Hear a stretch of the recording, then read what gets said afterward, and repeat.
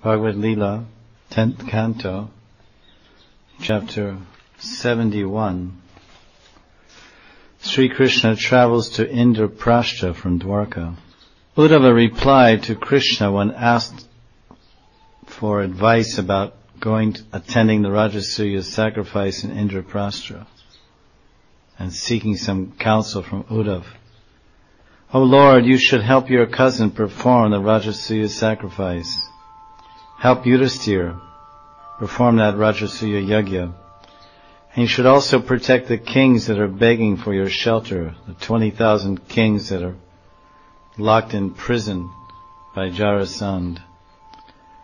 Only one who has become victorious over all other kings in all directions can successfully perform the Rajasuya sacrifice. So in my opinion, conquering Jarasandha will serve both purposes. Jarasandha is as strong as 10,000 elephants. Only Bhima is equal to him in strength. King Jarasandha is devoted to Brahminical culture, and he never refuses a Brahmana's request. Bhima should go disguised as a Brahmin and beg for charity. Let him ask for single combat, so that no one else will be unnecessarily killed. In your presence, Bhima will no doubt kill Jarasandha.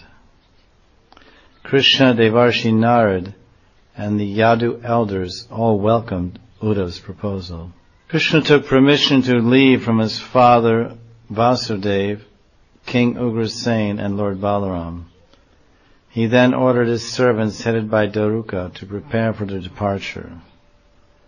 And soon Krishna's wives, children, and luggage were all ready for the journey to Indraprastha. Narada placed the Lord within his heart, then departed through the sky. My dear messenger of the 20,000 imprisoned kings, I shall arrange for the destruction of the king of Magadha, Jarasandha. Do not fear. Assured of the Lord's protection, the imprisoned kings waited for his arrival. A grand procession, all the queens rode on golden palanquins.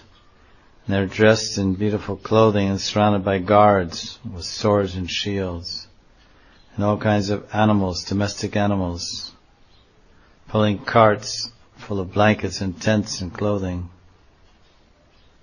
Krishna's army was adorned with royal umbrellas, white umbrellas and chamaras, and waving banners.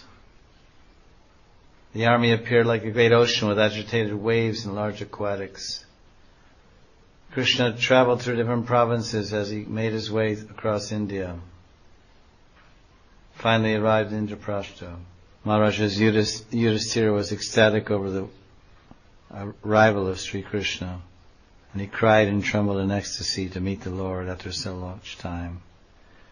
Bhima, laughing, his eyes filled with tears, embraced Krishna, who is his maternal cousin.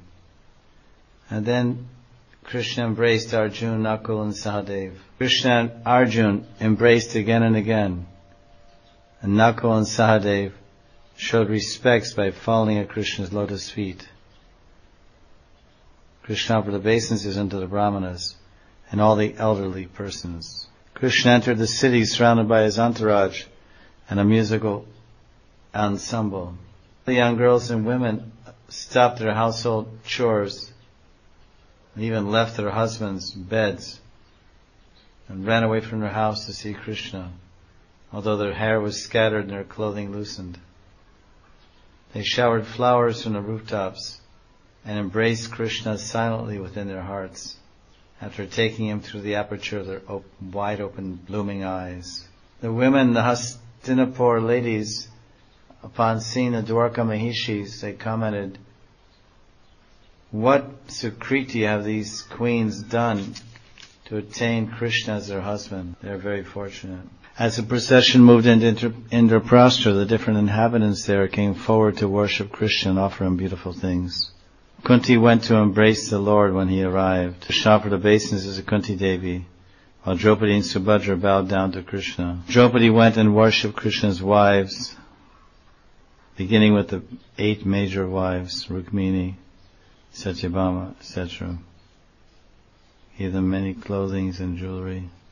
Krishna then rested, and Yudhisthira made arrangements so that every day would be a new feature of reception for Krishna's guests. Desiring to please Maharaj Yudhisthira, Krishna remained in Indraprastha for 7 months, and he allowed Agni to devour a Khandava forest, and then the Mayadanava was saved from that burning forest fire. And as a show of gratitude, he built this celebrated hall for the Pandavas. Krishna enjoyed strolling about here and there in the city, and he frequently went to the countryside to enjoy the panoramic view. Grantaraj Srimad Bhagavatam Ki Jai. Jai Jai Shri Radhe. Jai Jai Shri Radhe. Jai Jai Shri Radhe.